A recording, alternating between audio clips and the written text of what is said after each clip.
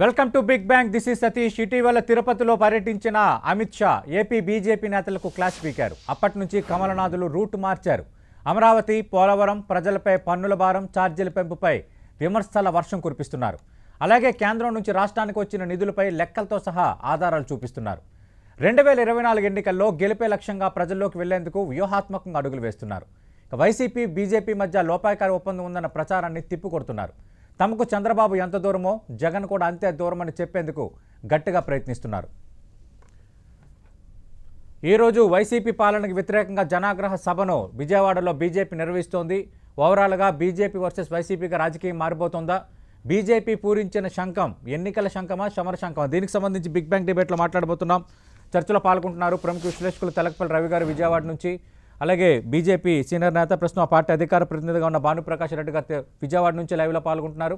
మరికాసేపట్లో YSR Congress party నేత కాకుమాను రాజశేఖర్ డిబేట్లో join కాబోతున్నారు. రైట్, భానుప్రకాష్ గారు, జనాగ్రహ సభ పేరుతో మీరు పూరిస్తున్న ఈ శంఖం సమర శంఖమా, ఎన్నికల శంఖమా? సతీష్ అన్న, మీకు పైన నుండి పెద్దలందరికీ నమస్కారాలు. ఎన్నికల కోసం రాజకీయాలు చేసే పార్టీ భారతీయ జనతా పార్టీ కాదు. ప్రజల కోసం, ప్రజల సంక్షేమం కోసం, ప్రజల ఆకాంక్ష కోసం, ప్రజల ఆవేదన కోసం ఆరాటపడే పార్టీ భారతీయ జనతా పార్టీ. ఈ 2.5 సంవత్సరాల కాలంలో ఈ రాష్ట్ర ప్రభుత్వం, జగన్మోహన్ రెడ్డి గారు తీసుకున్న నిర్ణయాల వల్ల ప్రజలు తీవ్ర ఇబ్బందులకు గురయ్యారు. నేను ఉన్నాను, నేను విన్నాను అంటున్నారు కదా జగన్మోహన్ రెడ్డి గారు. దయచేసి ఒకసారి తాడేపల్లి ప్యాలెస్ వదిలేసి ప్రజల్లోకి వచ్చి వినండి. ఏ విధంగా ప్రజలు బాధపడుతున్నారు, ఏ విధంగా ప్రజలు ఇబ్బంది పడుతున్నారు. ఈ కొన్ని లక్షల మంది ప్రజలు మాకు కావాలి జగన్, కొన్ని కోట్ల మంది ప్రజలు మనకు కావాలి జగన్, మాకు రావాలి జగన్ అని చెప్పి మీ నాయకత్వం మీద, మీ మీద ఓటేసి దాదాపు మిమ్మల్ని 151 స్థానాలు గెలిపించిన ప్రజలు ఈరోజు ప్రజలు ఆగ్రహంగా ఉన్నారు. కాబట్టి ఈరోజు ప్రజా ఆగ్రహ సభ పేరుతో భారతీయ జనతా పార్టీ విజయవాడ కనకదుర్గమ్మ సాక్షిగా ఇక్కడ మేము సమర సంకారం పూరించబోతున్నాం. ఇది ఎన్నికల కోసం కాదు, ప్రజల కోసం. మళ్ళీ చెప్తాం, ఇది ప్రజల కోసం, ప్రజల సంక్షేమం కోసం చేస్తున్నటువంటి పోరాటంగా మేము భావిస్తున్నాం. ఇప్పటికే ఎందుకంటే ఒక ప్రతిపక్ష పార్టీగా భారతీయ జనతా పార్టీగా మేము ఆరోపించట్లేదు. జగన్మోహన్ రెడ్డి గారు ఒక్కసారి మీరు ఆలోచించండి.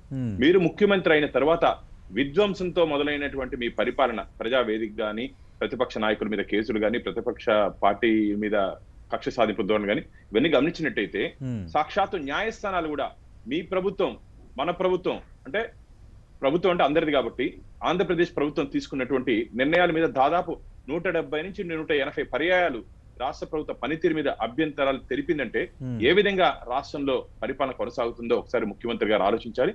అంతేకాకుండా సాక్షాత్తు రాష్ట్ర డీజీపీ గారు హైకోర్టు మెట్టెక్కడం జరిగింది. సాక్షాత్తు రాష్ట్ర చీఫ్ సెక్రటరీ వారు హైకోర్టు మెట్టెక్కడం జరిగింది. న్యాయమూర్తుల్ని, న్యాయ స్థానాన్ని కూడా మీ మంత్రివర్గంలో ఉన్నటువంటి కొందరు మంత్రులు అసభ్య పదజాలతో వారిని విమర్శిస్తున్నారు. అంటే ఎవరిని మేము లెక్క చేయము, మాకు ఎవరు అవసరం లేదని చెప్పి ఒక అహంకార ధోరణితో పోతున్నారు ఈ రోజు ఈ రాష్ట్ర ప్రభుత్వంలో ఉన్నటువంటి కొందరు మంత్రులు గాని, పెద్దలు గాని. ఇది మంచి పద్ధతి కాదు. ప్రజాస్వామ్యంలో ఇది శ్రేయస్కరం కాదు అని చెప్పి మేము భావిస్తున్నాం. ఒకటి అవసరం. కొందరు నేతల తీరును మీరు ప్రశ్నించదలిచారా, లేదంటే పాలన తీరును ప్రశ్నించదలిచారా? ఆదాయాన్ని కూడా చేయకుండా అప్పుల ఊబిలో కూరుకుపోయింది ఈ ప్రభుత్వం.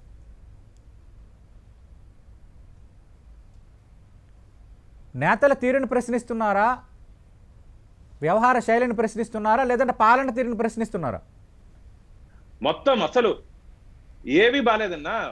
పార్టీ అందుకనే చెప్తాను కదా, కొందరు మంత్రులు కానీ, ప్రజాప్రతినిధులు వారు వ్యవహరిస్తున్నటువంటి తీరు బాలేదు, ప్రభుత్వ విధానాలు బాలేదు. కేంద్ర ప్రభుత్వం ఇస్తున్నటువంటి సంక్షేమ పథకాల్ని స్టిక్కర్ సీఎం గా ఈరోజు మొత్తం ఒకసారి చూడండి. ఈ పేపర్ ఒకసారి ఇలాంటి అడ్వర్టైజ్మెంట్ కొన్ని 100 కోట్ల రూపాయలు ఖర్చు పెట్టి జగనన్న కానుక, జగనన్న దీవెన, అసలు భారతదేశంలో ఏ రాష్ట్రంలో కూడా, ఈ 28 రాష్ట్రాల్లో ఏ రాష్ట్రంలో కూడా సంక్షేమ పథకాల్లో ముఖ్యమంత్రి పేర్లు పెట్టుకొని అడ్వర్టైజ్మెంట్ కోసం 100 కోట్ల రూపాయలు ఖర్చు పెడుతుంటే ప్రభుత్వాలు ఎక్కడ లేదు.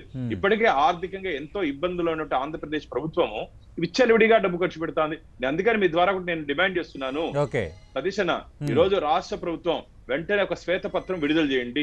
రాష్ట్ర ప్రభుత్వం చేసినట్టు అప్పు ఎంత, కేంద్ర ప్రభుత్వం ఎంత ఇస్తా ఉంది, దాన్ని ఎక్కడెక్కడ ఏ విభాగాల్లో ఖర్చు పెట్టారో ఒక్కసారి రాష్ట్ర ముఖ్యమంత్రి గారు ప్రజల ముందు పెట్టగలిగే ధైర్యం ఉందా అని చెప్పి రాష్ట్ర ముఖ్యమంత్రి గారు భారతీయ జనతా పార్టీ ప్రశ్నిస్తాం. రైట్, తెలకపల్లి రవి గారు, ఇది ఎన్నికల శంఖం కాదు, సమర శంఖమే. పాలన తీరును ఎండగట్టబోతున్నామని అంటున్నారు భానుప్రకాష్ గారు. జగన్ రావాలి రావాలి అన్నారు, మేము పోవాలి పోవాలని నినదించబోతున్నామని చెప్తున్నారు. సడన్గా ఈ షిఫ్ట్ని ఎలా అర్థం చేసుకోవాలి? గతంలో భారతీయ జనతా పార్టీ దేవాలయాలపై కొన్ని ఇష్యూస్ అయ్యేటప్పుడు మాట్లాడిన సందర్భం కనిపించింది. సడన్గా ఇప్పుడు రాజధాని అంశంకి మద్దతు తెలపడం, మహాపాదయాత్రలో పాల్గొనడం, కానీ ఈ మధ్యకాలంలో కేంద్రం ఎంత ఇచ్చింది, రాష్ట్రం ఏ విధంగా ఖర్చు పెడుతుంది, పాలన తీరు ఏ విధంగా ఉంది, ఆర్థిక సంక్షోభంకు సంబంధించి మాట్లాడుతుండడం ఎలా అర్థం చేసుకోవాలి? బీజేపీ ప్లాన్ ఏమై ఉండొచ్చు? సతీష్, మీకు మిత్రులకు నమస్కారం. నమస్తే సార్. ఇప్పుడు మీరు వేసిన ప్రశ్న చాలా కీలకమైంది. బీజేపీ నమస్తే బీజేపీ జరిపే ఇది సమర సంఘమా లేదా హఠాత్తుగా పరిస్థితులన్నీ మారిపోయేటటువంటి ఒక భ్రమర సంఘం అనేది నాకు సందేహం కలుగుతుంది.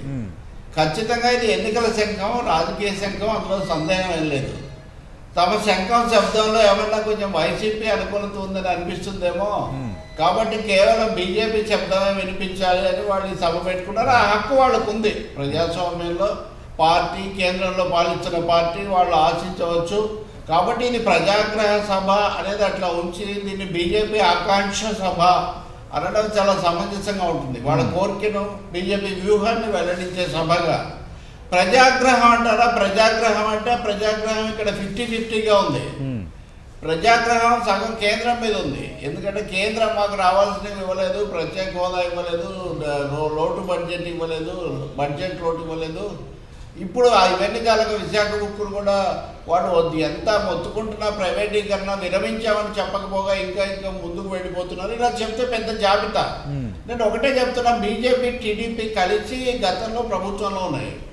3.5 ఏళ్ళు అయిన తర్వాత బీజేపీ చేయాల్సినవి చేయట్లేదని చంద్రబాబు నాయుడు బయటకు వచ్చి ధర్మ యుద్ధం చేశారు. ఇప్పుడు ఈ తర్వాత గడిచిన 3.5-4 ఏళ్లలో ఏమైనా చేశారా? ధర్మయుద్ధం లాంటి పరిస్థితి ఏమైనా మారిందా? కొత్తగా ఏం మంజూరయ్యాయి ఈ రాష్ట్రానికి?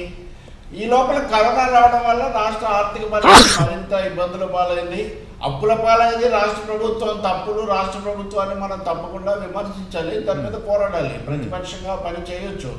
కానీ మీరు నేను అన్నట్టుగా కేంద్రము, బీజేపీ అనడానికి అవకాశం లేదు. ఈ పరిస్థితికి వాళ్ళు కూడా సగానికి ప్రధాన కారణం వాళ్ళే. వాస్తవానికి విభజిత రాష్ట్రాన్ని ఆదుకుంటామన్నారు, రాజధానికి సాయం చేస్తామన్నారు, రామాయపట్నం రేవు అన్నారు. ఏమైంది? ఉక్కు ఫ్యాక్టరీ మీద, కడప మీద అధ్యయనం అన్నారు. అన్నింటినీ వదిలేద్దామండి. భానుప్రకాష్ గారికి బాగా తెలిసిన వెనకబడిన ప్రాంతాల నిధి ప్యాకేజీ ఇన్ని ఎక్కడ అమలు జరిగాయి చెప్పండి? శ్వేతపత్రం మీరు ప్రకటించండి. రాష్ట్రానికి ఇన్ని నిరాకరించడానికి కావాల్సిన కారణాలు ఏంటి అన్న దాని మీద బీజేపీ కనుక ఒక ఆగ్రహం వెలిపుచ్చితే ప్రజలు దాని మీద మళ్ళీ ఇవన్నీ ఎందుకు ఇవ్వలేదు అని అడిగే పరిస్థితి అన్ని పార్టీలు కూడా. దురదృష్టవశాత్తు వైసీపీ ప్రభుత్వం కానీ, తెలుగుదేశం కానీ, ఇంకా జనసేన వాళ్ళ మిత్రపక్షం వీళ్ళు బీజేపీని అనకుండా తమలో తాము కొట్లాడుకోవడంలో బిజీగా ఉన్నారు. కాబట్టి వాళ్ళలో కొట్లాడుకున్న బిజీలో మేము వచ్చేద్దామని చెప్పి బీజేపీ ముందుకు వస్తున్నట్టుగా ఉంది తప్ప ఒక హామీతో రమ్మనండి. ఇప్పుడు కావాల్సింది ఆగ్రహ సభ కాదు, అనుగ్రహ సభ కావాలి. ఆంధ్రప్రదేశ్ మీద అనుగ్రహం చూపిస్తున్నాము, ఫలానా మంజూరు చేస్తున్నాము, ఫలానా నిధులు ఇస్తున్నాము అని. ఎందుకంటే సతీష్, ఇప్పుడు ఆయన చాలా విమర్శలు చేశారు, బాగానే ఉంది. మొన్ననే కదా నీతి ఆయోగ్ వాళ్ళ సుపరిపాలనలో ఆంధ్రప్రదేశ్ 4వ స్థానమో 2వ స్థానమో, తర్వాత తెలంగాణ 6వ స్థానం అని ఏదో లెక్కలు వాళ్ళే విడుదల చేస్తున్నారు నీతి ఆయోగ్. ఎట్లా అర్థం చేసుకోవాలి దీన్ని? రెండవది, అన్ని రాష్ట్రాలు గొడవ చేస్తున్నాయి కదా, అప్పులు ఎక్కువైపోతున్నాయి, ఈ ఎఫ్ఆర్ఎంబి అని పెట్టి మా గొంతు బిగిస్తున్నారు తప్ప మీరేమీ ఇవ్వడం లేదని. ఈ సమస్యలకు ఏమీ బాధ్యత లేదా? ఇంకా మీరన్న రామతీర్థం టు తిరుపతి ఆ వ్యూహం విఫలమైంది, బీజేపీ అనుకుంది. కానీ ఇప్పుడు ఎట్లా ఉందంటే తెలుగుదేశమేమో రామతీర్థము, రాముడు, బీజేపీని మించి వాళ్ళు హిందుత్వ మంత్రం తీసుకుంటుంటే తమ బయటపడడం కోసం బీజేపీ వీళ్ళు తెలుగుదేశం నినాదాలు అంటే కుండ మార్పిడి లాగా నినాదాల మార్పిడి జరిగినట్టు కనిపిస్తుంది. ఇది టీడీపీ, బీజేపీ మధ్యలో.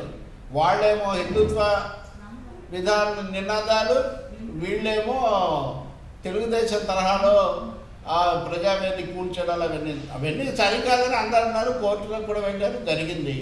కాబట్టి బీజేపీ అదనంగా ఏమి ఇవ్వదలుచుకుంది అని నేను అడుగుతున్నా రాష్ట్రానికి. ఆగ్రహం మీరు ప్రభుత్వం మీద వ్యక్తం చేయండి, వైసీపీ మీద యుద్ధ ప్రకటన చేయండి, జగన్ ప్రభుత్వం మీద చేయండి. ఆంధ్రప్రదేశ్ మీద ఎందుకు చేస్తున్నారు? ఆంధ్రప్రదేశ్ మీద యుద్ధ ప్రకటనకు పరిష్కారం ఏంటి? విశాఖ ఉక్కు అమ్మకం ఆంధ్రప్రదేశ్ మీద యుద్ధ ప్రకటన కాదా? రైట్ ఆంధ్రుల హక్కు అన్న నినాదం మీద. రైట్, ఖచ్చితంగా అది కూడా మనం మాట్లాడతాం. రవి గారు ప్రస్తుతం డిబేట్లో జాయిన్ అవుతున్నారు వైసీపీ నేత, ఏపీ లెదర్ కార్పొరేషన్ చైర్మన్గా ఉన్న కాకమన్ రాజశేఖర్ గారు ఈరోజు భారతీయ జనతా పార్టీ జనాగ్రహ సభ పేరుతో మీ పాలనపైన సమరశంఖం పూరించింది. అటు నేతల తీరు నుంచి పాలన తీరు వరకు ప్రతి అంశాన్ని ఎండగడతాం. జగన్ రావాలి అన్నారు, ఇప్పుడు పోవాలని మేము నినదించబోతున్నాం అంటున్నారు భానుప్రకాష్ రెడ్డి గారు. Good morning sir. Good morning. ప్యానెల్లో ఉన్నటువంటి పెద్దలందరూ కూడా ముందుగా నమస్కారాలు. ఈరోజు ప్రజా ఆగ్రహ సభ అంటే వాళ్ళు చేస్తున్నటువంటి ఈ సభ 5 కోట్ల ఆంధ్ర ప్రజలకు వ్యతిరేకంగా ఆ ప్రజల మీద ఆగ్రహంతో చేస్తున్నటువంటి సభగానే భావిస్తూ ఉన్నాం. ఎందుకంటే ప్రజలు ఆగ్రహంగా లేరు, బీజేపీ నాయకులే వాళ్ళ ఉనికిని కాపాడుకోవడానికి ఏదో ఒక విధంగా రాష్ట్రంలో మరి ఎన్నో సీట్లు సంపాదించుకోవాలని లేదా వాళ్ళ క్యాడర్ని కాపాడుకోవాలనేటువంటి ప్రయత్నం మాత్రమే ఇది. తెలుగుదేశం పార్టీ బ్యాకింగ్ తోటి వాళ్ళ తోటి జరుగుతున్నటువంటి సభలు ఇవన్నీ కూడా తెలుగుదేశం వైసీపీతో టీడీపీతో సత్సంబంధాలు లేవు, వైసీపీ ఎంత దూరమో టీడీపీ అంత దూరం అంశాన్ని కూడా ఈరోజు సభలో చెప్పబోతున్నాం అంటున్నారు. మొట్టమొదటి నుంచి కూడా వాళ్ళు అలానే మాట్లాడతారు. ఎన్నికలు వచ్చేప్పటికీ కలిసి పోటీలు చేస్తున్నటువంటి సందర్భాలు ఎన్నో చూసాము. కాబట్టి ఆల్రెడీ బీజేపీలో తెలుగుదేశం పార్టీ నాయకులు దాదాపు సగం మంది బీజేపీలో చేరటం కూడా జరిగిపోయింది. అయితే వీళ్ళు ఇప్పుడు నేనేమంటే ప్రత్యేక హోదా అంశం ఉంది, విభజన హామీలు ఉన్నాయి, లేదా పోలవరం ప్రాజెక్ట్ ఉంది, రైల్వే జోన్ ఉంది, కడప ఉక్కు ఫ్యాక్టరీ ఉంది, సో కోస్టల్ కారిడార్ ఉంది. అంటే వీళ్ళు చేయవలసిన పనులు ఎన్నో, ఇచ్చినటువంటి హామీలు ఎన్నో ఉన్నాయి. అవన్నీ నెరవేర్చకుండా వీళ్ళు ఆల్రెడీ ప్రజల ఆగ్రహానికి గురయ్యి వీళ్ళు తిరిగి ప్రజా ఆగ్రహం అని ప్రజల పేరు చెప్పుకొని వీళ్ళ పార్టీని బతికించుకోవాలనే ప్రయత్నం వీళ్ళు చేస్తూ ఉన్నారు. ప్రజలు ఎవరు ఆగ్రహంగా లేరు. ఈరోజు మేము అధికారంలోకి వచ్చిన తర్వాత ఇచ్చినటువంటి హామీలని తూచా తప్పకుండా నవరత్నాల ద్వారా ప్రజలకు డోర్ డెలివరీ చేస్తున్నటువంటి ప్రభుత్వం ఈ దేశంలో ఎక్కడా లేనిది. అంటే పిఆర్సీ ఉద్యోగాల కల్పనతో పాటు చాలా హామీలు మాట ఇచ్చి మడమ తిప్పారంటున్నారు బీజేపీ నేతలు. ఖచ్చితంగా ఆ సమస్యల పరిష్కారానికి ప్రభుత్వం కృషి చేస్తూ ఉంది. ఒక్కసారి ఇప్పుడు గత 5 సంవత్సరాలు వాళ్ళు బీజేపీ అధికారంలో ఉంది, మళ్ళా ఇప్పుడు దాదాపు 3 సంవత్సరాలు ఇప్పుడు అధికారంలో ఉన్నారు. వీళ్ళు ఇచ్చినటువంటి హామీలు ఈ రోజుకి నెరవేరలేదు. దాదాపు 8 సంవత్సరాలు వీళ్ళ హామీలు నెరవేర్చలా. మరి మేము ఇచ్చినటువంటి హామీలని కేవలం 3 సంవత్సరాల లోపల పూర్తిగా చేయడం జరిగింది. అదనంగా కూడా అనేక కార్యక్రమాలు ప్రజల కోసం చేపట్టడం జరుగుతా ఉంది. అయితే వీళ్ళు కేవలం మరి పార్టీ ఉనికిని కాపాడుకోవడం తప్పితే వేరే ఆలోచనే లేదు. ఇప్పుడు ప్రజలు సంక్షేమ కార్యక్రమాలు ఈ దేశంలోనే ఆంధ్రప్రదేశ్ ముందుంది అనేటువంటి మాట వాస్తవం. వీళ్ళు కేవలం బురదల్లేటువంటి ప్రయత్నం తప్పితే ఏముందండి వాళ్ళు మాట్లాడేటువంటి మాటల్లో. ఈరోజు అప్పులు అంటున్నారు. ఈరోజు దేశంలో 135,000 కోట్లకు పైబడి అప్పులు చేసినటువంటిది కేంద్రం కాదా? ఈరోజు విశాఖ స్టీల్ ప్లాంట్కి సంబంధించి కానీ అనేకమైనటువంటి ప్రైవేటైజ్ చేయటం వల్ల చేస్తున్నటువంటిది కేంద్రం కాదా? మరి ప్రజలకు వ్యతిరేకంగా చేస్తున్నటువంటి కార్యక్రమం కాదా విశాఖ స్టీల్ ప్లాంట్ ప్రైవేటీకరణ అనేటువంటిది? అలాంటి అంశాలు ఎన్నో ఉన్నాయి. దేశం మొత్తం మీద కూడా అన్నీ కూడా ప్రైవేటైజ్ చేయాలనేటువంటి ఆలోచనతోటి ఈరోజు బీజేపీ ప్రభుత్వం పనిచేస్తూ ఉంది. వాళ్ళు తిరిగి ఈరోజు మరి ఆంధ్రప్రదేశ్లో మరి వైఎస్ఆర్ కాంగ్రెస్ పార్టీ ఉన్నటువంటి ప్రభుత్వం మీద బురద జల్లేటువంటి ప్రయత్నం తప్పితే అక్కడ ప్రజలు సంక్షేమంగా ఉన్నారు, సుభిక్షంగా ఉన్నారు. వీళ్ళు అన్నట్టుగా ఎవరు ఆగ్రహంగా లేరు. ముందు వాళ్ళు ఇచ్చినటువంటి హామీలు అయితే లేదా స్టీల్ ప్లాంట్ దాని మీద ఒక నిర్ణయానికి రాగలిగితే. జనాగ్రహం ప్రకటించడం కాదు, జనమే భారతీయ జనతా పార్టీ పైన కేంద్రం తీరు పైన ఆగ్రహంతో ఉన్నారు. కేవలం ఇది ఉనికి కోసం బీజేపీ చేస్తున్న ప్రయత్నం అని రాజశేఖర్ గారు అంటున్నారు. జనాగ్రహ సభ కాదు, ఆంధ్రప్రదేశ్ అనుగ్రహ సభ అని చేయాల్సి నువ్వు చేస్తే కొంత ఆంధ్రప్రదేశ్కు మేలు జరుగుతుంది, రాజకీయాలకు అతీతంగానే రవి గారు సూచిస్తున్నారు. ఒకటి, రాజశేఖరన్కి రాష్ట్రంలో ఏం జరుగుతుందో అన్ని తెలుసు. సీనియర్ నాయకులు వారు ఇక్కడి నుంచి మాట్లాడుతున్నారన్న, ఇక్కడ వేరే ఉంది, వారికి మనసులో వేరే ఉంది. మనసులో ఖచ్చితంగా ఆంధ్రప్రదేశ్ ఇబ్బందుల్లో ఉంది. జగన్మోహన్ రెడ్డి గారు ఎవరు మాట వినట్లేదు. రాజశేఖర్ అన్న మాట్లాడాలంటే కూడా మాట్లాడు ముఖ్యమంత్రి గారు. అపాయింట్మెంట్ ఇరు, మంత్రులు కీరు, ఎమ్మెల్యే ఒక్క నిమిషం రాజన్న, ఒక్క నిమిషం. కాబట్టి వైసీపీ మిత్రులు కూడా నాకు తెలిసి చాలా మంది బాధపడుతున్నారు, మదన పడుతున్నారు. నేను ఈరోజు ఒకటే అడుగుతున్నా, కేంద్ర ప్రభుత్వం అప్పులు చేయలేదా, కేంద్ర ప్రభుత్వం అప్పులు చేయలేదు అంటున్నారు. ప్రభుత్వం అప్పులు చేసింది, కానీ అభివృద్ధిలో ఈరోజు దేశం అన్ని విధాల అన్ని రంగాల్లో ముందుంది. ఆంధ్రప్రదేశ్ ఒక గుంత పూడ్చే పరిస్థితి కూడా లేదన్నా. సంక్షేమం పేరుతో ఆంధ్రప్రదేశ్ ప్రభుత్వం సంక్షోభంలోకి తీసుకుపోతా ఉంది. సంక్షేమం పేరుతో ఆంధ్రప్రదేశ్ ప్రభుత్వం సంక్షేమంలోకి వెళ్తా ఉంది. FRBM గైడ్ లైన్స్ దాటిపోతా ఉంది కేంద్ర ప్రభుత్వం. అందుకని చెప్తున్నా, మీకు అంత చిత్తశుద్ధి ఉంటే ఒక శ్వేతపత్రం విడుదల చేయండి. రాష్ట్ర ప్రభుత్వం ఎంత అప్పు చేసింది, కేంద్ర ప్రభుత్వం ఇచ్చినట్టు నిధులను ఎక్కడెక్కడ ఖర్చు పెట్టారు, ఒకసారి విడుదల చేస్తే మీకు మాకు అందరికి ప్రజలు. కేంద్ర ప్రభుత్వం కూడా ఆంధ్రప్రదేశ్ ఏం చేసింది ఒక శ్వేతపత్రం విడుదల చేయాలి కదా, ఎందుకు కొన్ని ఇవ్వలేకపోయామో అందులో చెప్పాలి కదా అంటున్నారు రవి గారు. మొత్తం పార్లమెంట్ సాక్షిగా మా జీవీఎల్ గారు గాని, టీజీ వెంకటేష్ గారు గాని అడిగినటువంటి ప్రశ్నలకి పార్లమెంట్ లోనే దానికి సమాధానం రావడం జరిగింది. మేము ఇస్తాము, రాష్ట్ర ప్రభుత్వం ఇమ్మని చెప్పండి. మేము బహిరంగంగా చెప్తున్నాం, ఆంధ్రప్రదేశ్ రాష్ట్రానికి చెప్పడం కాదు, హామీల్ని ప్రభుత్వాలుగా శ్వేతపత్రం విడుదల చేయాల్సిన అవసరం ఉందా లేదా, ఆ వాతావరణం ఉందా లేదా? ఏదన్నా వినపడట్లేదు సతీష్ అన్న, ప్లీజ్. అంటే పార్టీల పరంగా మీరు ప్రకటనలు చేసుకుంటున్నారు, ఇది చేసాం ఇవి చేసామని చెప్పుకుంటున్నారు, అలాగే వైసీపీ ఏదో ఒకటి చెప్తోంది. మీరు వైసీపీ ప్రభుత్వాన్ని శ్వేతపత్రం విడుదల చేయాలని డిమాండ్ చేసేటప్పుడు ఖచ్చితంగా కేంద్రం కూడా విభజన తర్వాత విభజిత ఆంధ్రప్రదేశ్కు మేము చేసినవి ఇవి పెండింగ్లో ఉన్నాయి, ఇన్ని నిధులు కేటాయించాము, ఎంత ఖర్చు పెట్టలేదని మీరు ఒక కేంద్రం ఒక శ్వేతపత్రం విడుదల చేయొచ్చు కదా. పూర్తి వివరాలతో పెద్దల దృష్టికి తీసుకుని వెళ్తాం. పూర్తి వివరాలతో మేము వస్తాం. రాష్ట్ర ప్రభుత్వం వస్తుందా చెప్పండి. ఇంకో చర్చ వేదిక పెట్టుకుంటాం. కేంద్ర ప్రభుత్వం ఇచ్చింది, మేము ఏం చేస్తాం. కేంద్ర ప్రభుత్వం తరపున మీరు శ్వేతపత్రం విడుదల చేస్తామంటున్నారు రవి గారు చేసిన సూచన. మీరు రాష్ట్ర ప్రభుత్వం తరపున ఇప్పటి వరకు విభజన చట్టం ప్రకారం గానీ విభజన చట్టం చర్చ సందర్భంగా ఇచ్చిన హామీల విషయంలో ఎంతవరకు నెరవేర్చడం శ్వేతపత్రం విడుదల చేయడానికి సిద్ధంగా ఉంటారా? ఫిక్స్ చేయమని చెప్పండి. ఒక కేంద్ర మంత్రి చెప్పండి. రాష్ట్ర అధ్యక్షులు అనుమతితో రాజశేఖర్ గారు రెడీ, దానికి ప్రభుత్వం నుంచి ఎవరన్నా ఒకరు మాతో బహిరంగ కేంద్ర ప్రభుత్వం నుంచి ప్రకటన చేస్తాం, శ్వేతపత్రం విడుదల చేస్తాం అంటున్నారు. కేంద్ర ప్రభుత్వం ఆంధ్రప్రదేశ్ లో తీసుకొని రాజశేఖర్ గారు రెడీగా, మీరు సిద్ధం అని చెప్పి అడుగుతున్నాం. మీరు రెడీయా, సిద్ధమా?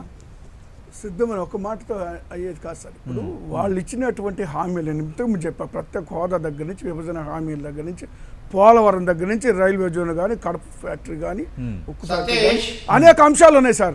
అన్నిటి అంశాల మీద కేంద్ర ప్రభుత్వము ఇవ్వమనండి, శ్వేతపత్రం విడుదల చేయమనండి. సంక్షేమ కార్యక్రమాలకి జరిగినటువంటి అప్పులకి హామీలు మేము నెరవేర్చాము, ఆంధ్రప్రదేశ్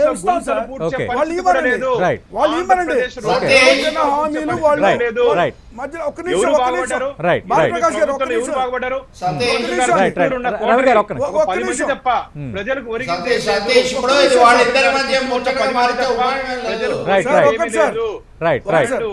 రవి గారు, నేను ఒకటే కోరుతున్నాను సార్, మేము సిద్ధంగా ఉన్నాం సార్.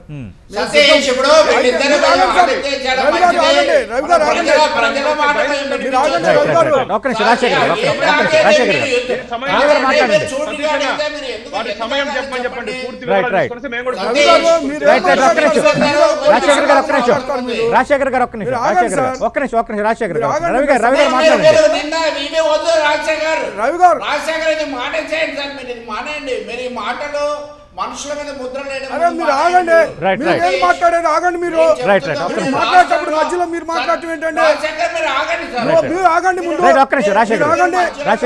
మాట్లాడేటప్పుడు మీరు మధ్యలో మాట్లాడకండి. మీరు ఆగండి సార్. లాగా తయారయ్యారు మీరు. రాజశేఖర్ గారు ఒక్క నిమిషం ఉండండి సార్. రాజశేఖర్ గారు మాట్లాడేటప్పుడు మధ్యలో మాట్లాడకండి. మధ్యలో మాట్లాడకండి. రవి గారు మాట్లాడండి. భానుప్రకాష్ గారు ఒక్క నిమిషం. భానుప్రకాష్ గారు అందరూ మాట్లాడటం వల్ల ఎవరు వాయిస్ వెళ్ళదు. మేము సిద్ధంగా ఉన్నాము. ఇచ్చినటువంటి హామీలు నెరవేర్చే పనైతే వాళ్ళు కూడా ఇవ్వమని. Okay, clear, very clear. Bhanuprakash గారు ఒక్క నిమిషం ఆగండి. రవి గారు కేంద్ర ప్రభుత్వం ఒక్క నిమిషం. భానుప్రకాష్ గారు భానుప్రకాష్ గారు ఒక్క నిమిషం. రవి గారు కేంద్ర ప్రభుత్వం తరఫున శ్వేతపత్రం విడుదల చేయడానికి మేము సిద్ధంగా ఉన్నాము, రాష్ట్ర ప్రభుత్వం కూడా విడుదలకు సిద్ధంగా ఉంది అన్న ఒక సవాల్ విసురుతున్నారు భానుప్రకాష్ గారు. మీరేమంటారు దీనిపైన? సతీష్, ఒకటే విషయం, ఇప్పుడు రాజశేఖర్ ఈ అనవసరమైన మాటలు ఉపసంహరించుకోమనండి. నేనేం కోప్పడలేదు. నేను విషయం చెప్పడానికి ట్రై మీరు చేస్తున్నా. ఉపసంహరించుకోండి, మధ్యలో రైట్, ఇంటర్ఫీర్ అవుతున్నారు మీరు. రాజశేఖర్ గారు. మీరు మధ్యలో ఎందుకు మీరు అదే రాజశేఖర్ గారు సతీష్, ఒక్క నిమిషం, ఒక్క నిమిషం. ఆపండి సతీష్. ప్లీజ్ రాజశేఖర్ గారు మీరు ఆయన ఆపండి సతీష్. ఒక్క నిమిషం మాట్లాడండి. రవి మీరు గారు ఆయన ఆపండి. రాజశేఖర్ గారు ఆగారు మాట్లాడు. నేను చాలా ప్రశాంతంగా చెప్తున్నాను. రాష్ట్రంలో సంక్షేమ పథకాలు అమలు జరుగుతున్నప్పటికీ సమస్యలు సవాళ్ళు ఉన్నాయి. అనేక ఉద్యమాలు కూడా జరుగుతున్నాయి, అనేక పోరాటాలు కూడా జరుగుతున్నాయి. ప్రభుత్వం ఎన్జిఓలను చర్చలను ఆపి ఉంచిన పరిస్థితిలో ఉన్నాము. సమస్యలే లేవు, అంతా కూడా చాలా బ్రహ్మాండంగా ఉందని రాష్ట్ర ప్రభుత్వం చెప్పిన. రెండవది, మీరు అడుగుతున్నారు యుద్ధం, మీరు చర్చలకు సిద్ధమా అని. ఈ ఫేక్ యుద్ధాల వల్ల టీవీలో అరుచుకోవడం వల్ల ఉపయోగం ఏంటంటే, రాష్ట్ర ప్రభుత్వం మొన్ననే కదా దక్షిణ భారత రాష్ట్రాల సమావేశంలో ముఖ్యమంత్రి గారు జాబితా ఇచ్చింది. అది శ్వేతపత్రమే కదా. ఉదాహరణకు బీజేపీ కనుక శ్వేతపత్రం ఇస్తే రాష్ట్రానికి ఒక ఖాళీ పేపర్ ఇవ్వాల్సి వస్తుంది, ఎందుకంటే వాళ్ళు ఏమి ఇవ్వలేదు కాబట్టి. అదే రాష్ట్ర ప్రభుత్వం ఎందుకు ఇవ్వలేదు ఇప్పటివరకు? దక్షిణ భారత సమావేశంలో అమిత్ షాకు మనవి చేసుకున్న ముఖ్యమంత్రి గారు అదే మాట ఎందుకు ఖండించట్లేదు?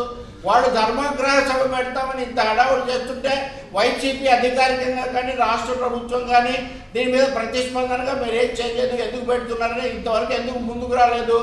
వాళ్ళిద్దరూ కలిసి రెండెద్దులు చూడగా చేయలు బీడాయని రాష్ట్రానికి రావాల్సినవి కేంద్ర రాష్ట్ర ప్రభుత్వాల నుంచి రాకపోతూ ఉంటే రాజకీయంగా మాట్లాడే అవకాశము వాళ్ళు తీసుకోవడం లేదు.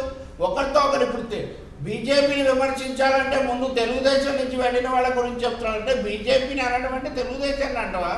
వైసీపీ వాళ్ళ దృష్టిలో పథకాలే సర్వస్వం, ఇంకా సమస్యలే లేవా? కాబట్టి కేంద్రం ఇచ్చింది శూన్యం దాదాపు. శ్వేతపత్రం ఇవ్వడానికి ఇంత కూడా ఎందుకు? పార్లమెంట్లో ఏం చెప్పారు? 15,000 కోట్లు ఇచ్చామని చెప్పారు. ప్యాకేజీ ఇచ్చాం కాబట్టి ప్రత్యేక హోదా ఇవ్వలేదన్నారు. ప్యాకేజీ మధ్యలో ఎగవేశారు. రాష్ట్రాలకు ఇవ్వాల్సిన వెనకబడ్డ ప్రాంతాలకు ఇవ్వాల్సిన నిధులు ఇవ్వలేదు. ఏమి ఇచ్చారు చెప్పండి? ఇవ్వలేదు అని రాష్ట్ర ప్రభుత్వం ఎప్పుడైనా శ్వేతపత్రం కేంద్రం మీద ప్రకటించిందా? లేదే. అప్పులు వీటి కోసం అంటారా? నిజమే, 1,35,00,000 అప్పు చేసింది కేంద్రం. జీడిపిలో 82% అప్పుకే పోతుంది. జగన్ గారు అపాయింట్మెంట్లు ఇవ్వరు, సరే మోడీ గారు ఇస్తారా? అద్వానీ గారు ఎవరు? కాబట్టి ఈ రెండు విధానాల్లో కూడా ప్రజల కోణం ఏంటనే చూడాల్సిన అవసరం ఉంది తప్ప ఇందులో వేరే. అంటే కేంద్ర ప్రభుత్వం చేసిన అప్పులు అభివృద్ధికే ఉపయోగించాము, బట్ రాష్ట్ర ప్రభుత్వాలు మాత్రం అభివృద్ధికి ఉపయోగించట్లేదు. ఇది భానుప్రకాష్ గారు చేస్తున్న ఆరోపణ. రవి గారు, అదే రాష్ట్ర ప్రభుత్వాల మీద దాడి, ఫెడరలిజం మీద దాడి కేంద్రం చేస్తూ ఉంది. దాన్ని ఇంతవరకు ప్రశ్నించగలిగిన పరిస్థితిలో వైసీపీ లేదు. ప్రశ్నించారు వాళ్ళు గెలిచేపటికి రాష్ట్రంలో ఉన్న రాజకీయాలు, మీడియా, తెలుగుదేశం వీటి దగ్గర వాళ్ళు ఆగిపోతారు. కేంద్రాన్ని వాళ్ళు సూటిగా ప్రజలు ఎడ్యుకేట్ చేస్తే నష్టం ఏముంది? విశాఖ ఉక్కు మీద అందరినీ ఏమైనా కలిపారా ఇంతవరకు? ఏం లేదే. వాళ్ళు ముందుకు పోతూనే ఉంటారు. నిజం చెప్పాలంటే రాజకీయ వర్గాల్లో, మీడియా వర్గాల్లో బలంగా ఉన్న అభిప్రాయం అటు టీఆర్ఎస్ కానీ ఇటు వైసీపీ కానీ బీజేపీతో మంచిగానే ఉన్నాయి. పైకి మాత్రమే ఈ రాజకీయ ప్రహసనంలాగా ఇవి జరుగుతున్నాయి తప్ప ఈ ప్రభుత్వాలకు అన్ని విషయాలు కూడా తెలుసు. వీళ్ళ నుంచి వాళ్ళు ఆర్థిక సహకారం, రాజకీయ సహకారం తీసుకుంటున్నారు, పొత్తులు మాత్రం పెట్టుకోరు. కానీ బీజేపీ ధృతరాష్ట్ర కౌగిలు అంటారే, అంటే ధృతరాష్ట్రుడికి అంత బలం, బీజేపీకి అంత బలం. ఇప్పుడు ఈ దేశంలో వాళ్ళు కేంద్రంలో అధికారంలో ఉన్నారు, అన్ని రాష్ట్రాల్లో రావాలనుకుంటున్నారు. కాబట్టి అన్ని ప్రాంతీయ పార్టీలు కూడా ఎలా చాపచుంటారని వాళ్ళు చూస్తున్నారు. నేను ఇందాక చెప్పింది మళ్ళీ చెప్తున్నా, పార్టీలుగా వైసీపీ బీజేపీ విషయం వేరు. ఆంధ్రప్రదేశ్ ప్రయోజనాలు, ప్రజలకు రావాల్సినటువంటి విభజన హామీలు, నిధులు, రాజధాని సమస్య అన్ని వేరు. వాటి మీదగా బీజేపీ మాట్లాడారు ముందు కేంద్రంలో ఉంది. వైసీపీ ప్రశ్నించాలి. ఈ రెండు ఉండవు, మిగిలిన అన్ని మాట్లాడుతున్నారు. రైట్. రాజశేఖర్ గారు, ప్రశ్నించాల్సిన రీతిలో ప్రశ్నించడం లేదు. బయటికైతే ఇట్లాగా వాతావరణం కనిపిస్తుంది, కానీ బీజేపీకి వైసీపీకి సత్సంబంధాలు బాగానే ఉన్నాయి. నిజంగా ఒకవేళ రాష్ట్రానికి సంబంధించి విభజన చట్టం ప్రకారం కానీ మిగతా అంశాలపై చేయలేనప్పుడు ఎందుకు అనుకున్న స్థాయిలో గట్టిగా ప్రశ్నించలేకపోతున్నారు? ఒక స్టీల్ ప్లాంట్కి సంబంధించి అన్ని పార్టీలను ఎందుకు ఏకతాటిపైకి తేలేకపోయారు? సార్, రవి గారి మాటలకి నేను ఆక్షేపిస్తా ఉన్నాను సార్. ఎందుకంటే మొట్టమొదటి నుంచి కూడా మేము మాది ఏదైనా ఉన్నా మద్దతు ఉన్నా ఇంకోటి ఉన్న అంశాల వారీగా ఉంటుంది. 5 కోట్ల ఆంధ్ర ప్రజల ప్రయోజనాల కొరకు మేము పోరాటం చేయడానికి ఎంతవరకైనా వెళ్తాం. మేము ఏ ఒక్కరితోటి కూడా కలిసి, కాకపోతే కేంద్రంతో సత్సంబంధాలు కలిగి ఉండాలా, మన రాష్ట్ర ప్రయోజనాల కొరకు పనిచేయాలన్న ఆలోచనతో మాత్రమే సత్సంబంధాలు కలిగి ఉంటాం. కానీ 5 కోట్ల ఆంధ్ర ప్రజలకు ఏదైనా నష్టం జరుగుతుంటే మాత్రం ఆ విషయంలో మేము రాజశేఖర్ గారు ప్రశ్నే లేదండి. సత్సంబంధాలు ఇంపార్టెంటే. రెండోది ఫెడరల్ వ్యవస్థలో కేంద్రం రాష్ట్రాల మధ్య సత్సంబంధాలు అవసరం. రాష్ట్రాలకు కావాల్సినవి కేంద్రంతో ఒక సయోధ్యతో చేసుకోవాల్సిన అవసరం ఉంది, కాదనట్లేదు. కానీ మీరు ఇన్ని రోజులు సత్సంబంధాలు నెరపడం వల్ల మీరు ఏం సాధించారంటే నాకు ఒక ప్రశ్న ఖచ్చితంగా తలెత్తుతుంది కదా సార్. ఇప్పుడు ఉద్యమం కేంద్రం మీద, ఎందుకంటే మాకంటే ఎక్కువ నెంబర్ ఇచ్చారు, మన ఎంపీలు అవసరం లేదని ఒక కాంటెస్ట్లో మీరు ఉన్నప్పుడు, ఈ సత్సంబంధాలు నిలుపుతున్నాం అన్నప్పుడు ఈ 2.5 ఏళ్లలో మీరు ఏం సాధించారు ఈ సత్సంబంధాల వల్ల ఒక ప్రశ్న తలెత్తుతుంది కదా సార్.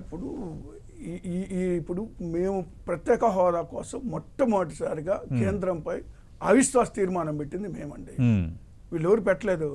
అవిశ్వాస తీర్మానం పెట్టాం మేము కేంద్ర ప్రభుత్వానికి వ్యతిరేకంగా. ప్రత్యేక హోదా ఆంధ్రప్రదేశ్కి ఇవ్వాలి అనేటువంటి దాని మీద.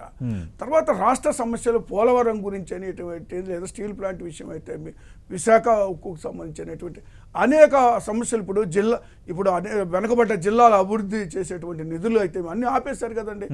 వాటన్నిటి మీద పార్లమెంట్లో మా పార్లమెంట్ సభ్యులు అనేక సందర్భాల్లో మాట్లాడటం జరిగింది. అనేక సందర్భాల్లో ముఖ్యమంత్రి గారు కూడా, ప్రధానమంత్రి గారు మీరు మాట్లాడారు కానీ ఫలితం ఉండట్లేదు కదా. ఇప్పుడు పోలవరం సంబంధించి సవరించిన అంచనా 55,000 కోట్ల అంచనాని మళ్ళీ కేంద్ర జల సంఘం టెక్నికల్ కమిటీ ఆమోదించిన తర్వాత మళ్ళీ కేంద్రం దానికి ఆమోదం తెలపలేదు. మీరు పోలవరం 2021 డిసెంబర్కి ఇస్తామన్నారు. ఇప్పుడు డిసెంబర్ కూడా అయిపోయింది. ఇప్పుడు పోలవరం ఎప్పుడవుతుందో తెలియని పరిస్థితి ఉంది. ఖచ్చితంగా దానికి విషయంలో కేంద్రం బాధ్యత ఉంది, కాదనటం లేదు. అలాంటి అంశాలని ఖచ్చితంగా రేపొద్దున్న మీకు ప్రశ్నించే అవకాశం ఉంది. రెండోది, మీరు చేయకపోతే కేంద్రం కంటే ముందు మిమ్మల్ని ప్రశ్నించే అవకాశం ప్రజలకు ఉండదా సార్? ఖచ్చితంగా. అంటే ఇప్పుడు మేము ఇచ్చినటువంటి హామీలు నవరత్నాల ద్వారా ప్రజలకు అందించాం సార్. ప్రతి హామీ మేము నెరవేర్చాం. అయితే కేంద్రం ఇచ్చినటువంటి హామీలు నెరవేర్చలేదు అనేటువంటిది మా ప్రశ్న. దాని కొరకు అని చెప్పి వాళ్ళు నెరవేర్చలేదని మేము ఊరుకోలేదు. మేము ఖచ్చితంగా పోరాటాలు చేస్తాం కూడా. అవి ఖచ్చితంగా సాధించుకునే వరకు మా పోరాటం ఆగదు. మా అంతిమ లక్ష్యం 5 కోట్ల ఆంధ్ర ప్రజల ప్రయోజనాలు మాత్రమే. మరి బీజేపీతోనో మరొక పార్టీతో మాకు ఎలాంటి సంబంధాలు లేవు. మేము వాళ్ళతో కేవలం కేంద్రంలో అధికారంలో ఏ పార్టీ ఉన్నా కూడా రాష్ట్ర ప్రభుత్వం బాధ్యత, సత్సంబంధాలు కలిగి ఉంటాం, రాష్ట్ర ప్రయోజనాల కొరకు పనిచేయడం వరకే. అంతే తప్పితే రవి గారు మాట్లాడుతున్నట్టుగా మేమేదో కామ్గున్నాం అనేటువంటిది అవాస్తవం. రైట్. భానుప్రకాష్ గారు ఖచ్చితంగా మాట్లాడండి. తెలుగుదేశం మీద విమర్శ, భానుప్రకాష్ గారు, తెలుగుదేశం విఫలమైంది కదా, సఫలమయ్యారు కేంద్రం మీద పోరాటం. సతీష్ అన్న మాట్లాడండి సార్. భానుప్రకాష్ గారు, సతీష్ అన్న రాజశేఖర్ అన్న మాట్లాడుతూ చెప్పారు 5 కోట్ల మంది ప్రజల కోసం మేము పనిచేస్తున్నామని. 130 కోట్ల మంది ప్రజల కోసం పనిచేసినటువంటి ప్రభుత్వం కేంద్ర ప్రభుత్వం. దాంట్లో భాగంగానే ఈ 5 కోట్ల మందికి కూడా ఏం కావాలన్నా ఇచ్చేదానికి పరిధిలో ఉన్నటువంటి అన్నిటినీ ఇచ్చేదానికి కేంద్ర ప్రభుత్వం సిద్ధంగా ఉంది. నేను మళ్ళీ చెప్తున్నా, రాజశేఖర్ అన్న మాటలు కాదు, చేతలో చూపించాం. భానుప్రకాష్ గారు, ప్రశ్నించాం. పార్లమెంట్ అధికారంలో ఉన్న వైసీపీ మేము అడుగుతున్నాము, పోరాటం చేస్తున్నారు అంటున్నారు.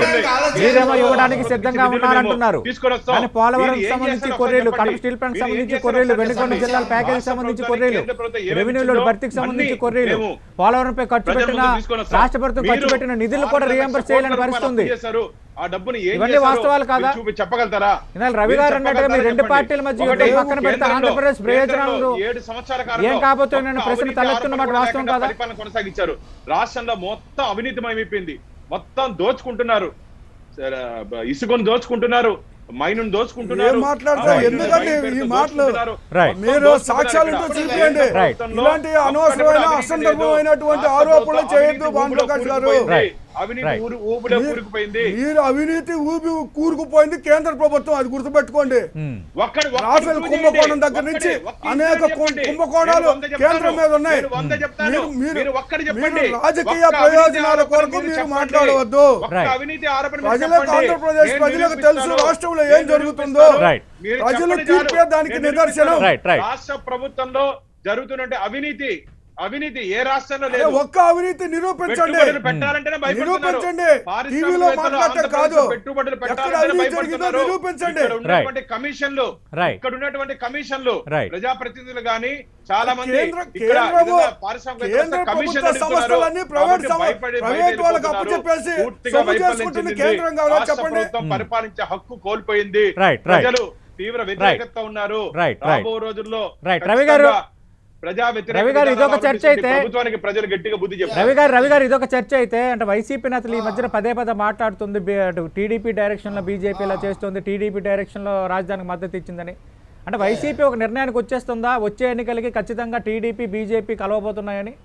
సతీష్ ఇప్పుడు అదే వైసీపీకి టీడీపీని వ్యతిరేకించిన ప్రధాన ప్రత్యర్థి కావచ్చు, కానీ ప్రపంచం అంతా టీడీపీ అనుకుని టీడీపీ బలాన్ని అంత ఎక్కువగా ఎందుకు చూపిస్తున్నారో నాకు తెలియదు. బీజేపీకి రాష్ట్రాల్లో ఉన్న అన్ని ప్రాంతీయ పార్టీలు ఇటు టీడీపీని ఎత్తినా అటు వైసీపీని ఎత్తినా కూడా చేయబెట్టి తను పైకి రావాలనేది బీజేపీ ఉద్దేశం. ఇందులో రెండో మాట ఎంత మాత్రం లేదు. వీళ్ళిద్దరిది వన్ సైడ్ లవ్వే. మరి టీడీపీ ధర్మయుద్ధం చేసింది, ఇప్పుడేం రాలేదే, వాడు ఎందుకు మామూలు యుద్ధం కూడా చేయడం లేదు. కాబట్టి టీడీపీని ఎత్తిన కూడా వాళ్ళు చేయబెట్టి మేమే పైకి రావాలని బీజేపీ భావిస్తుంది. వాళ్ళు వైసీపీని తగిన సమయంలో తగిన విధంగా దెబ్బతీయాలని వాళ్ళు వ్యూహం పన్నుతున్నారు. అందుకే ఇప్పుడు 2 ఏళ్ల అయిన తర్వాత ఇప్పుడు ఎన్నికలు లేవే ఉదాహరణకు. కాబట్టి టీడీపీతో బీజేపీని కలిపి చూపిస్తున్న వైసీపీ యొక్క వ్యూహాత్మకమైన తప్పిదం అది. బీజేపీ మీద చేయాల్సిన పోరాటము కేంద్రం నుంచి రావాల్సినవి రాలేదని చెప్పడం అనే దాంట్లో వాళ్ళు ఏమీ సఫలం కావడం లేదు, వాళ్ళు అటువైపు వెళ్ళడం లేదు, బీజేపీని ఎదుర్కోదలుచుకోలేదు. రెండోది టీడీపీ కూడా ఆశ పెట్టుకుంది, బీజేపీ ఏదో మాతో కలుస్తుంది, జనసేన మాతో కలుస్తుంది, కలపాలి అని చూసేటటువంటి కొన్ని శక్తులు కూడా ఉన్నాయి. కానీ ఇవన్నీ కూడా ఆచరణలో బీజేపీ తన ప్రయోజనాలు, తన స్వప్రయోజనాలు తను పెరగాలి, ఏపీ బీజేపీ పరం కావాలి అన్న ఆలోచన తప్ప ధర్మాగ్రహ సభ కాదు ఇది. నేను అన్నట్టుగా రాజకీయ వ్యూహాత్మకమైన ప్రజా సభ ఇది. అందుకని ఇప్పుడు కావాల్సింది వివక్షకు తావులేని కేటాయింపులు కావాలి, రాష్ట్రానికి సహాయం కావాలి, సహాయ సభ కావాలి. ఇప్పుడు ఆంధ్రప్రదేశ్ సహాయ సభ కేంద్రం పెట్టాలి. రైట్ చర్చను ముగించే ముందు రాజశేఖర్ గారు, అంటే ప్రతిసారి బీజేపీ వెనక టీడీపీ ఉంది, మళ్ళీ బీజేపీ టీడీపీ కలవబోతున్నాయి, ఇట్లా మాట్లాడడం ద్వారా తెలుగుదేశం పార్టీ బలమైన పార్టీ అని వైసీపీ చెప్పకనే చెప్తోంది అన్నది ఒక విమర్శ ఉంది. అంటే రాజకీయంగా ఈ సరైన వ్యూహమైన మీది, నిజంగా కలవబోతున్నారని అంచనాలో ఉన్నారు మీరు నెక్స్ట్ ఎలక్షన్ టైంకి టీడీపీ బీజేపీ? ఇప్పుడు ఇది కొత్త విషయం కాదండి. బీజేపీ లేదా తెలుగుదేశం పార్టీ కలవడమో లేదా జనసేన పార్టీ మళ్ళీ ఇప్పుడు రేపు కలుస్తుందా అనేటువంటిది వీళ్ళకి స్టెబిలిటీ లేదు. వీళ్ళకి రాజకీయంగా ఎలాంటి నిర్ణయాలైనా తీసుకుంటారు. ఒకసారి కలుస్తారు, ఒకసారు విడిపోతారు, మరొకసారి కలుస్తారు, మరొకసారి రాబోయే రోజుల్లో కలుస్తారని ఒక అంచనాలో ఉన్నారా? మంత్రులు మాట్లాడుతున్నారు, నేతలు మాట్లాడుతున్నారు పదే. సహజంగా కలుస్తారనేటువంటిది అందరికి తెలిసిన విషయమే. కలిసినా కలవకపోయినా మాకు ఇబ్బంది లేదు. వాళ్ళు ఎంతమంది కలిసినా కూడా ప్రజలు మా పక్షాన ఉన్నారు. మేము ఇచ్చినటువంటి హామీలు మేము తూచా తప్పకుండా నెరవేర్చాం కాబట్టి ప్రజల తీర్పు మాకు ఖచ్చితంగా రాబోయే రోజుల్లో కూడా అనుకూలంగా ఉంటది అనేటువంటి మా ఆత్మవిశ్వాసం మాకుంది sir. Right. Thank you Rajasekhar గారు, థ్యాంక్ యూ భానుప్రకాష్ గారు, థ్యాంక్ యూ రవి గారు. ఓవరాల్గా ఈరోజు బీజేపీ చేపట్టిన జనాగ్రహ సభ తర్వాత నేతలు ఏం మాట్లాడబోతున్నారు, ప్రకాష్ జవదేకర్ కేంద్రం నుంచి అతిథిగా హాజరవుతున్న నేపథ్యంలో నిజంగా సమరశంఖం పూరించిందా, ఎన్నికల శంఖం పూరించిందా, కొత్త రాజకీయ సమీకరణాలకు ఏమైనా బీజేపీ తెరలేకపోతుందా ఆంధ్రప్రదేశ్లో, వీటన్నిటికీ సమాధానం రానున్న రోజుల్లోనే తెలియబోతోంది. తిరుపతి అమిత్ షా పర్యటన తర్వాత కొంత బీజేపీ స్టైల్ మారింది. అటు అమరావతి రాజధానికి సంబంధించి చేపట్టిన మహాపాదయాత్రకు మద్దతు తెలిపిన భారతీయ జనతా పార్టీ ఆంధ్రప్రదేశ్ అప్పులపైన, అభివృద్ధి పనులపైన పదే మాట్లాడుతుండడాన్ని ఖచ్చితంగా రాజకీయ కోణంలో చూడాల్సిన అవసరం ఉందన్నది నిపుణులు చెప్తున్నమాట. చూద్దాం ఏం జరగబోతుందో. ఇది వాటి బిగ్ బ్యాంగ్ డిబేట్.